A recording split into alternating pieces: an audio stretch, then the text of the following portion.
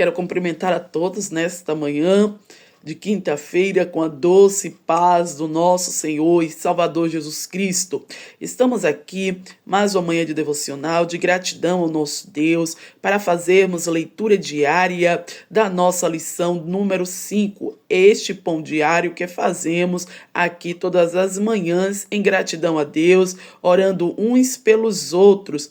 E a leitura diária de hoje, quinta-feira, se encontra no livro de Mateus, capítulo 22, e o versículo 39, que vai falar sobre o amor ao próximo, como a nós mesmos, como a ti mesmo, amando o próximo como a ti mesmo. Nesta lição, nós estamos estudando sobre uma igreja, ela cheia de amor. Uma igreja, ela precisa ter amor. Igreja que não ama não pode se considerar a igreja de Cristo, o nosso Senhor, porque é uma igreja baseada nos mandamentos da palavra de Deus. Vamos meditar um pouquinho o que está escrito no versículo 39.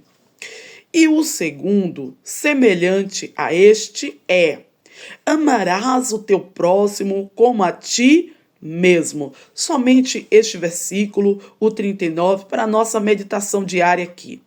Aqui a palavra de Deus diz que Jesus estava ensinando sobre os mandamentos. Diz a palavra de Deus que Jesus pregando, ele fazia emudecer muita gente. Ou seja, muitas pessoas ficavam mudo, calado, ouvindo o que Jesus dizia naquele lugar. E a palavra de Deus diz que os fariseus, vendo fazer emudecer muitos saduceus, eles tentaram pegar Jesus em uma fraqueza. Mas como pegar o mestre em uma fraqueza se ele é o Filho de Deus, o Criador de todas as coisas? O saber estava com ele.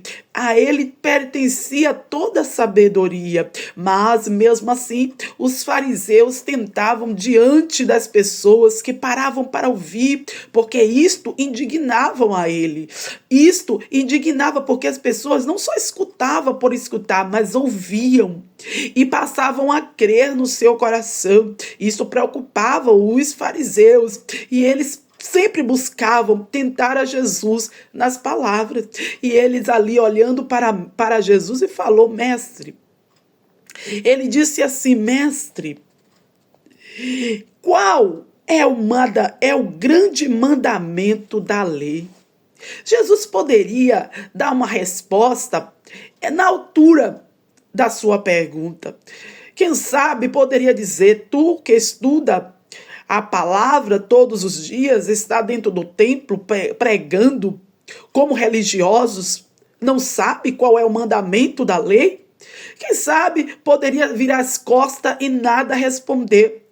Mas Jesus, como homem sábio, ele sabendo o motivo pelo qual os fariseus lhe fizeram esta pergunta, ele respondeu de uma forma digna e sábia. Ele disse assim: o mandamento é este: amarás o teu Deus sobre todas as coisas, de todo o seu coração, com toda a sua alma e de todo o seu pensamento. Bendito é o nome do Senhor. E quem sabe eles responderam: é isto que eu faço. Eu amo a Deus. Quem sabe eles começaram a rir por dentro e dizer: é o que eu faço, é o que nós fazemos. Amamos somente a Deus sobre todas as coisas. E aí ele desceu e falou: olha, e o segundo é semelhante a este. Tem um segundo, ele está ligado. Não pode andar separado, tem que andar juntos. Tem um segundo que é semelhante a este. Quem sabe eles arregalaram o olho para ver qual era o segundo mandamento. E ele diz: ainda está ligado ao amor. É semelhante a este. E ele falou no 39 dizendo: amarás o teu próximo como a ti mesmo. Aí bateu forte no seu coração. Como nós devemos amar o próximo como a nós mesmos, como nós nos amamos. Como nós podemos dizer que nós nos amamos se ferimos o próximo, se queremos ver o próximo sangrando, se queremos ver o nosso próximo morto? Porque era esta a intenção dos fariseus. Era crucificar o mestre, era ferir, era machucar. Como eles poderiam dizer que ama a Deus se quer ferir o seu próximo? Então a gente não faz no outro o que não gostaria que fosse feito em nós. Isto é amar o próximo. E que tem que estar ligado ao amar a Deus. Eu não posso dizer que eu amo a Deus se eu não amo o meu irmão, se eu não sei perdoar, se eu guardo rancor, se eu guardo ódio, se eu firo com palavras, se eu machuco, se eu provoco intrigas uns para com os outros. Como eu posso dizer que eu amo a mim mesmo? Então, uma pessoa que não se ama, infelizmente, essa pessoa é incapaz de amar o próximo. Porque quem ama a si mesmo consegue amar alguém. Quem ama a si mesmo, quem cuida, quem preserva do seu corpo, da sua alma e do seu espírito, passa isso para adiante, passa isso para outro. A gente não quer ver o outro desfalecer, a gente não quer ver o outro ferido, a gente não quer ver o outro machucado, porque a gente ama nós mesmos, isso vem de nós. Então a gente passa adiante tudo aquilo que faz bem para nós. Tudo aquilo que faz bem para a nossa casa, a gente ensina, a gente passa. E a palavra de Deus diz isto: ame o teu próximo como a nós mesmos. Quando nós fazemos isso, estamos adorando a Deus sobre todas as coisas, de todo o coração, com toda a alma, de todo o pensamento, porque o nosso Deus, ele ama ver os irmãos em união. Se há algo que o nosso papai, ele gosta, é ver os irmãos em união. Papai ama isto, o nosso Deus ama isso. Então, quando nós aborrecemos, quando nós falamos mal do nosso irmão, criticamos, falando que ele não é capaz, ao invés de ensinar, ao invés de ajudar, a gente diz ele não é capaz porque ele faz isto. Não era para ele fazer, ou não era para ela fazer. Por que faz isto? Ao invés de criticar, de zombar, de humilhar, olhar como o nosso Deus ele olhou, olhar para uns para os outros como o nosso Deus ele olhou. A Bíblia diz que quando Deus ele escolheu a Paulo, ele se chamava Saulo, o perseguidor dos cristãos, ele maltratava, ele humilhava, ele matava os cristãos daquela época, mas a Bíblia diz que Deus olhou para Paulo e viu ali um grande vaso, um vaso escolhido, o que muitos dos cristãos não viam em Saulo. Viam um perseguidor, um homem violento, um homem cruel. Muitos deles fugiam temendo a morte, fugiam para outra cidade com medo de Paulo, porque era um perseguidor. Mas o nosso Deus, ele já olhou para Paulo diferente. Ele olhou para aquele homem diferente. Eu vejo ali, aleluia, eu vejo ali um vaso. E és para mim escolhido. E quando ele chamou Ananias para visitar aquele homem, depois que ele já tinha se revelado para ele, e aonde ele tinha se convertido ao Senhor, Ananias falou para Deus, que sabe, querendo se explicar diante de Deus, como se Deus não soubesse de tudo o que Saulo fazia. O nosso Deus, ele sabia de tudo, porque o nosso Deus foi o primeiro a dizer: Saulo, Saulo, porque tu me persegues? Então, olha para as palavras de Jesus, vê que Deus está vendo tudo. Se tem algum perseguidor no seu caminho, não se preocupe com ele, entrega na mão de Deus, porque Deus se incumbirá de fazer o melhor com a vida dele, como fez na vida de Saulo. E às vezes a gente se preocupa, quer agir com nossas próprias mãos, quer fazer com nossas próprias mãos, entrega na mão de Deus, porque quando persegue um servo de Deus aqui nesta terra, não está perseguindo a ele mesmo, está perseguindo a Deus. Se te persegue porque você faz algo bom, se te persegue porque você é vaso escolhido, não da forma que eles veem, que os homens veem, mas se te persegue por isso, não, só entregue na mão de Deus e continua fazendo o que tu está fazendo, não para, não para. Grande é a obra, grande é a missão, não para, prossegue, só entrega na mão de Deus, que Deus se incumbirá de fazer o melhor, como fez assim na vida de Saulo. E a Bíblia diz que Ananias ele foi porque o próprio Deus disse assim: ó, Ananias, não importa da biografia que você fale deste homem, não me importa nada disso. E quem sabe Ananias começou a dizer a biografia dele e Deus falou assim: não me importa saber de nada que você está me falando, vai lá, porque és para mim um vaso escolhido. E Ananias obedeceu, Ananias foi, e este homem mostrou para todos os judeus, para todos os cristãos, que ele era um vaso escolhido.